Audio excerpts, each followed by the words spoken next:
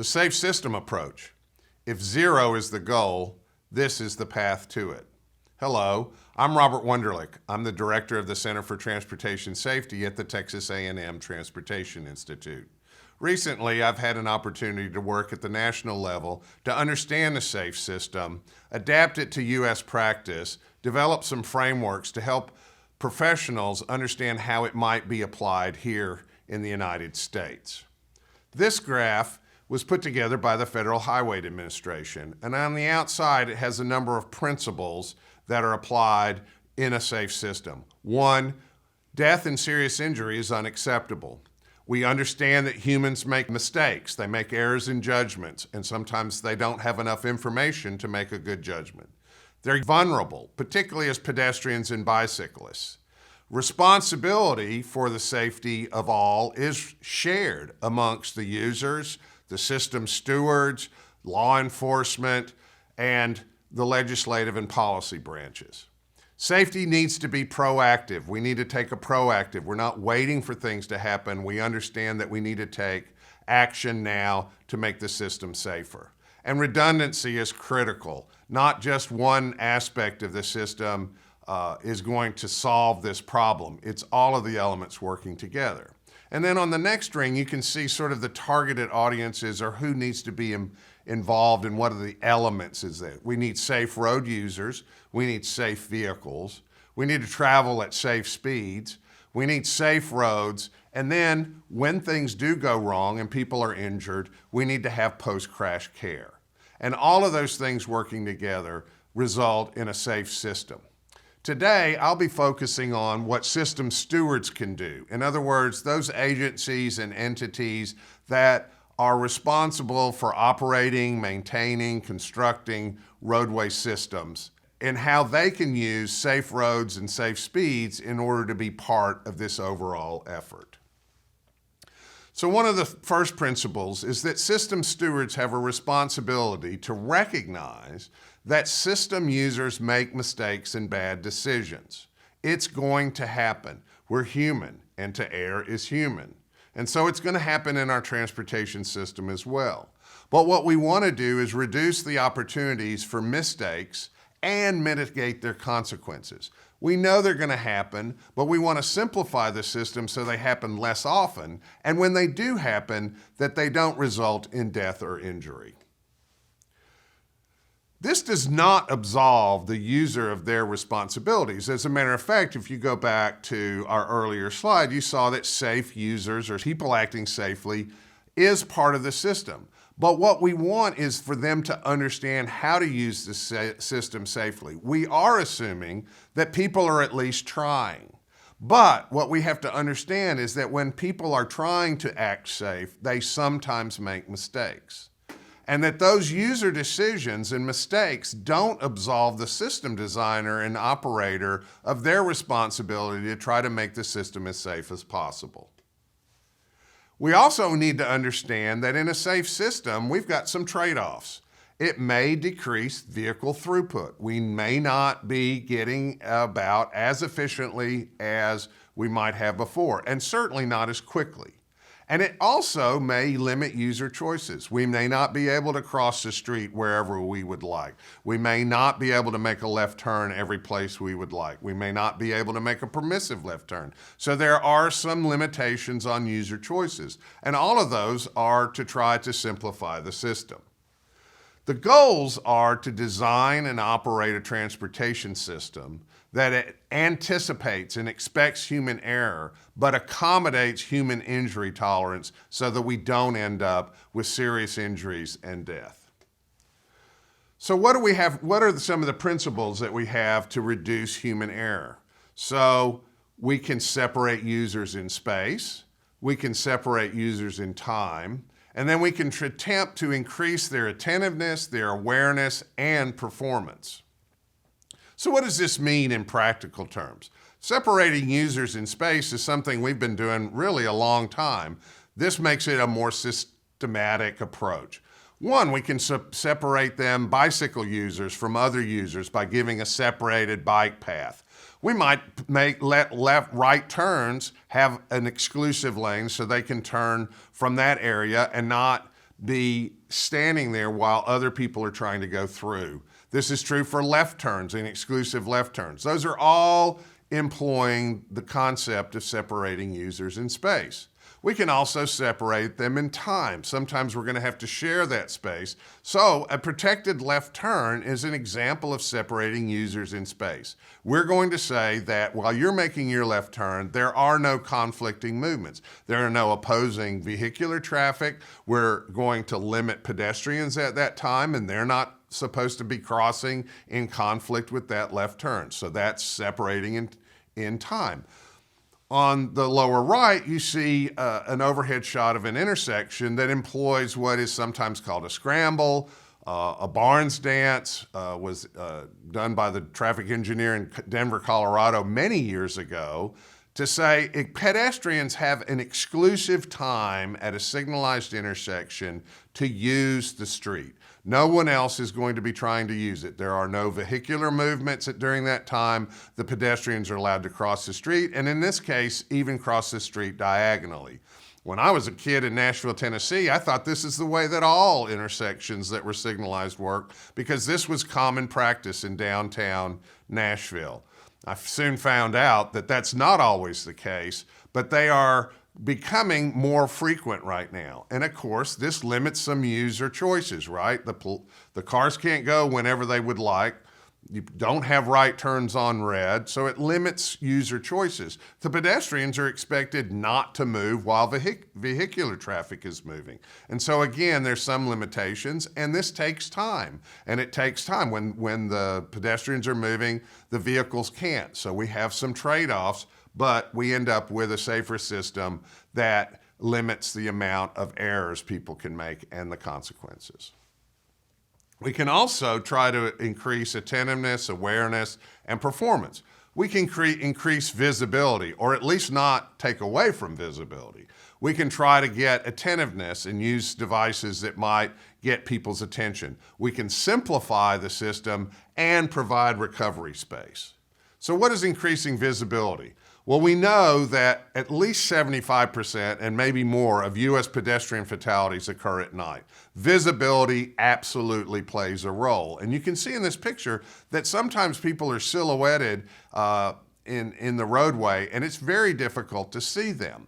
So we want to have clear sight lines, we want to have stop lines, we want to have setbacks so that there is an opportunity for the driver of a vehicle to see the pedestrian. And finally, and I know that not everyone agrees with me, but does the pedestrian have a role increasing their visibility? There's a picture from 3M that I took a couple of years ago when I had an opportunity to visit their headquarters. Those two jackets are the same jacket. It's black unless there's a light shining on it, and when a light shines on it, it's reflective. Think about how much more visible those people in that other photograph would be if they had that kind of clothing on. And then also, you can think about your phone as a flashlight and using it to attract attention to the fact that you're crossing the street. I think there's a role for everyone to play in order to reduce the serious problem we have with pedestrian fatalities at night.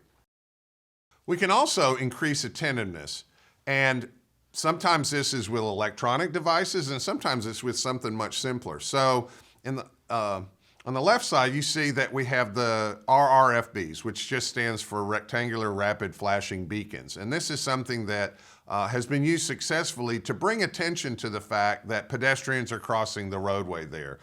They're very good attention-getting devices, and people tend to yield when they see that pedestrians are there in conjunction with the lights. We also have, on the bottom right, the pedestrian hybrid beacon, which is a little bit stronger message because it said when it's activated, it actually requires you to stop, wait for the pedestrian, and then you may proceed when it starts flashing. Both of those bring attention to the fact that someone is crossing the street at that point. In a different sense, in the rural areas, we've had a very effective countermeasure in rumble strips. And of course, there's no electronics required. It's just grooves in the pavement on the side of the road. And what it does is it alerts the driver to the fact that they are starting to make an error, They are drifting out of the proper path for the vehicle, and it allows them a chance to recover, particularly when these are combined with shoulders. So in this case, you see there's a rumble strip, then there's an area to recover. So the mistake or the error has been made. There's a warning device that says, hey, you're drifting off, nothing bad has happened yet, and then we've given space for people to recover.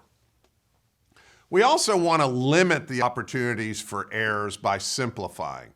If you look on the left, we've got a traditional intersection where all movements are allowed by everyone. You've got 32 vehicle conflicts and you've got 24 pedestrian and vehicle conflicts. And that's very complicated when you think about it. And there's a lot going on, particularly when you think the pedestrians could be going in either direction at any of those crossings. A lot to keep track of for both the driver and the pedestrians. Well, there are some different designs that can reduce these conflict points. The median U-turn, which is the MUT, the restricted crossing U-turn, can reduce conflict points by 50%. The less conflict points, the less chances for error. And this is true when we look at things to reduce both pedestrian vehicle conflicts and vehicular conflicts. We can also channelize for clarity. In other words, sort of simplify the paths. We give, in this case, this is called left turn hardening.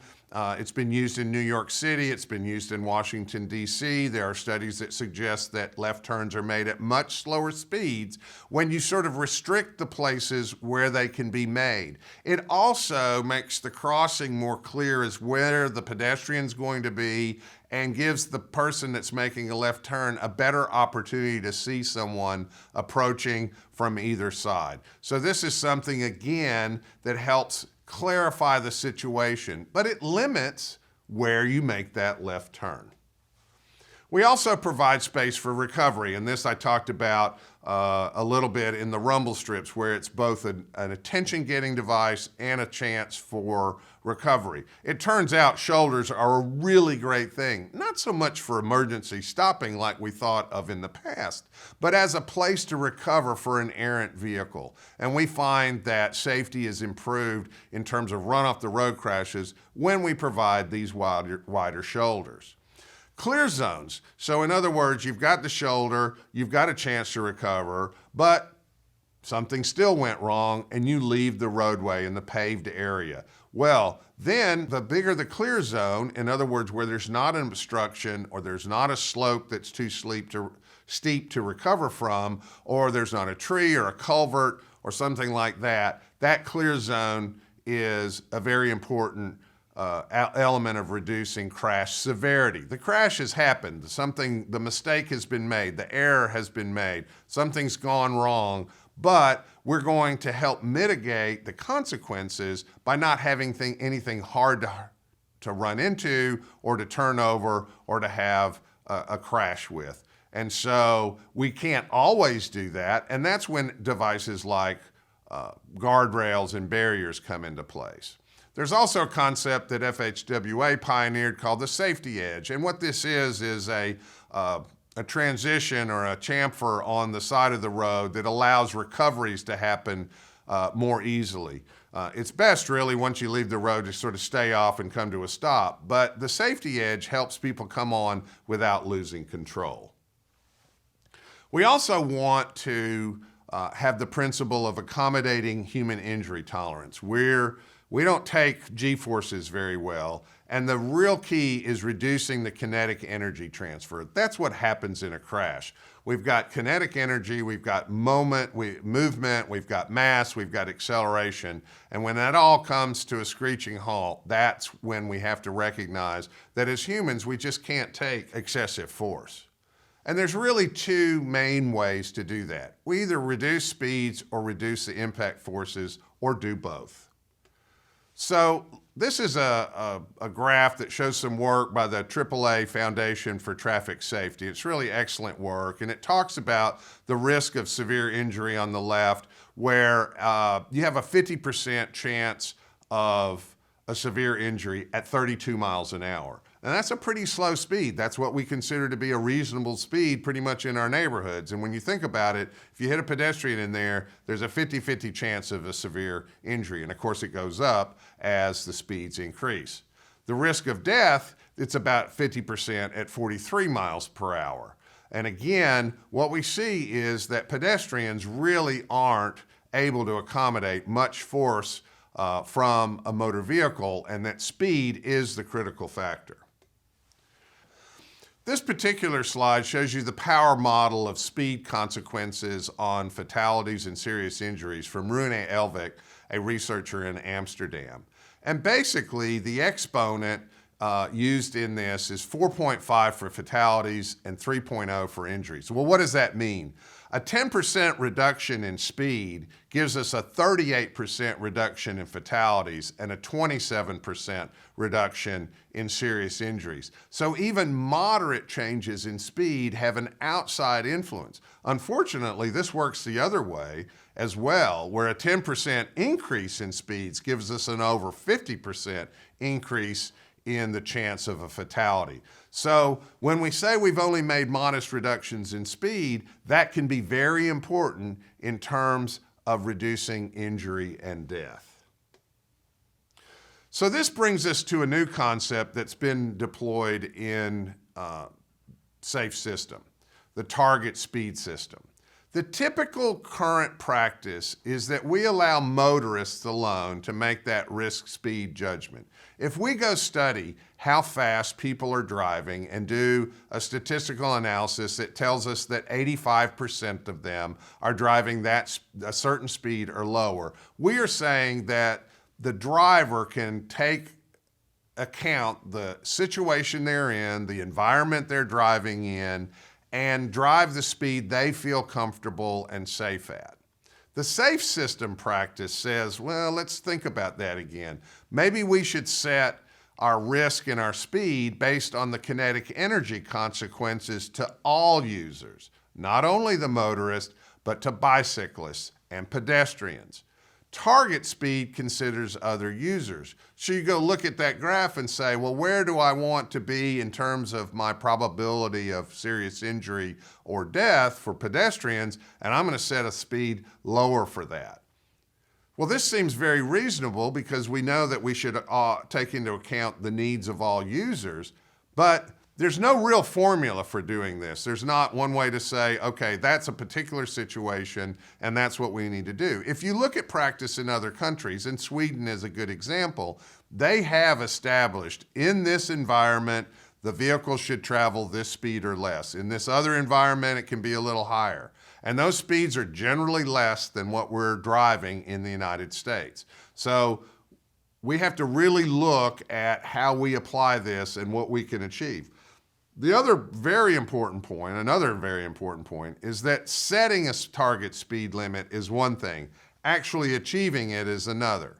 We only have a limited set of tools like the change in environment, putting things closer to the road, making people aware. Yes, enforcement is one of them, but not alone, because we already know that enforcement has a limited effectiveness because we can't be there all the time. So setting is not achieving. And so ultimately the 85th percentile statistics is important, because if you want to have this consequence on injury and death, then you're going to have to achieve it. And the 85th percentile is going to end up needing to be close to your target speed or at your target speed in order for you to meet your safety goals.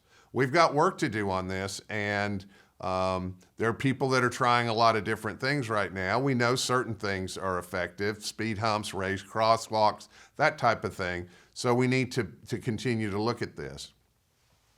But we do know that we can have some effect on speed through certain actions. And this is an example from Charlotte, North Carolina that FHWA has posted. And what they did was they took what was probably a 4-lane undivided roadway. They have a median in the middle. It's only 1 lane in each direction. There's a bike lane, there's parking along the sides, the median provides a refuge so that pedestrians only have to look and consider traffic from one direction at a time. They don't have to think about crossing 4 lanes, which there's some evidence that suggests that's just too complicated and speeds are too high in order to make a judgment about crossing a distance that much. And what they found was they had significant reductions in travel speeds. They had less bicycle and pedestrian injury rates, and rear end collisions went down. So, I mean, the situation got better for everyone. And yes, did slowing down mean it's going to take you a little bit longer? But most of the studies suggest that we're talking about minutes, not hours of delay here, and something pretty reasonable to expect people to live with. There are other speed management techniques. I talked a little bit about vertical alignment. Here we have a raised intersection. You could also raise the crosswalks around there. Yes, you do have to look at drainage considerations and make sure that the water can leave the roadway, but it is possible to change the vertical alignment to affect speed. Sanctions. I mean, you don't want to meet this fella in Texas. He usually has mirrored sunglasses on. But if you're really being a safe system user, you really don't have anything to worry about. So sanctions are another part of it. Some places in the country and the National Transportation Safety Board are advocating automatic speed enforcement. That's not something we're likely to get in Texas anytime soon because we're not even allowed to use red light camera anymore. But in certain places that might be a substitute, but we still have law enforcement and can work hand in hand with them. One opportunity we have, particularly in the urban areas in coordinated signal systems, is to set those signals so that progression occurs at the target speed.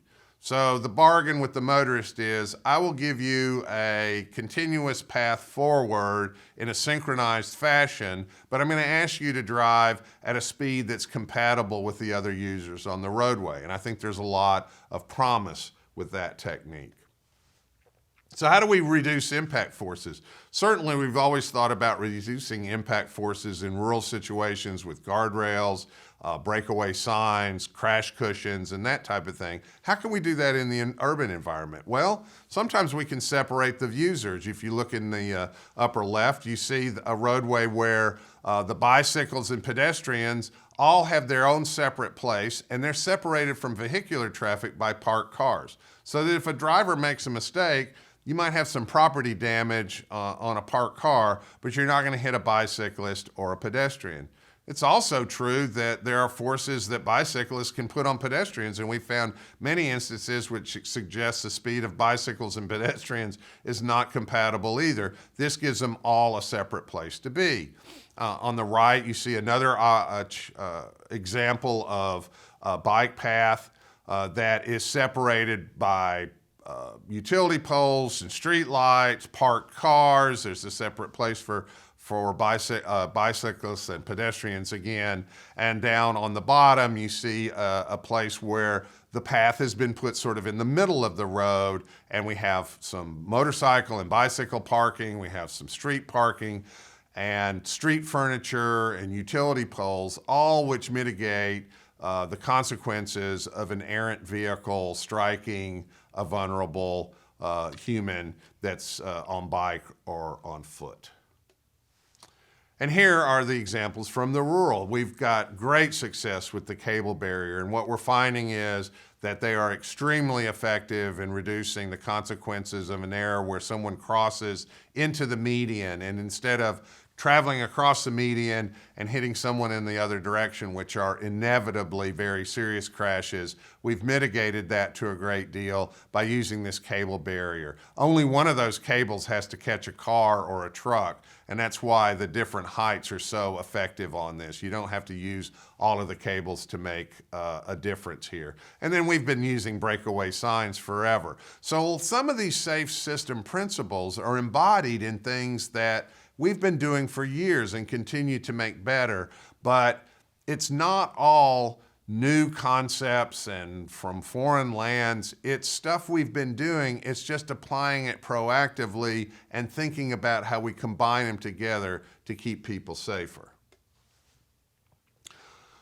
One of the other ways to do this, besides reducing speeds and mitigating the consequences and providing barriers, is to change the impact angle and kinetic energy. Now, this is mostly true for vehicular crashes. We haven't really found ways to reduce the angles of the crashes with pedestrians or bicyclists that probably makes that much difference. But certainly for vehicle impacts, this is very important. So at 90 degrees, you get the most transfer of forces. And as you lessen that angle, then the amount of kinetic energy that is transferred is lower. And when we have a lower level of energy transfer, we have a lower level of injury as well. This graph depicts this phenomenon. On the left side, we have the amount of kinetic energy transfer for different speeds. The top graph is 90 kilometers an hour, and the bottom, or the top line in yellow, and the blue at the bottom is about 50 kilometers per hour.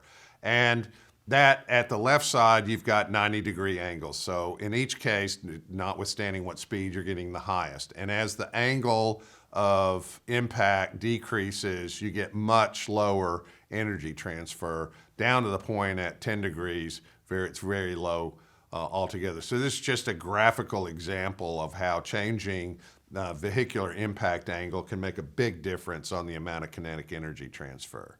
And how do we do that? Well, that's we talked a little bit earlier about some of these alternative intersection designs like median U-turns, restricted crossing U-turns, diverging diamond interchange, and displaced left turns.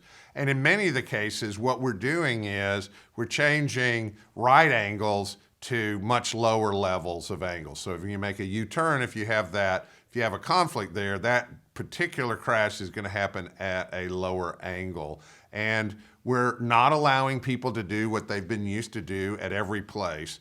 And it's a little indirect, so it takes a little bit longer time. But all of these are intended to try to reduce those angles and reduce severity.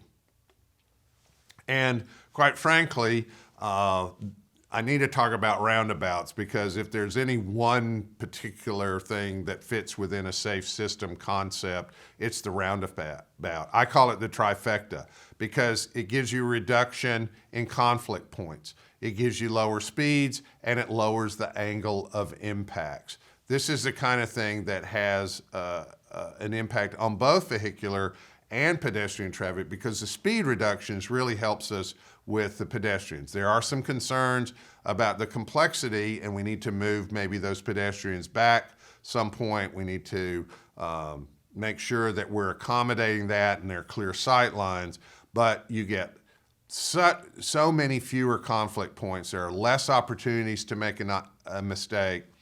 The speeds are reduced significantly as people enter and use the roundabout, so any collision that occurs happens at a much lower speed, and you get a much lower angle of impact. And that's why roundabouts have been shown to reduce particularly severe crashes so much, so that the impact, you may still have crashes at roundabout. I don't think the mistakes can still happen, even in a safe system. But what you have is the embodiment of the principles that reduces the consequences on humans from implementing them.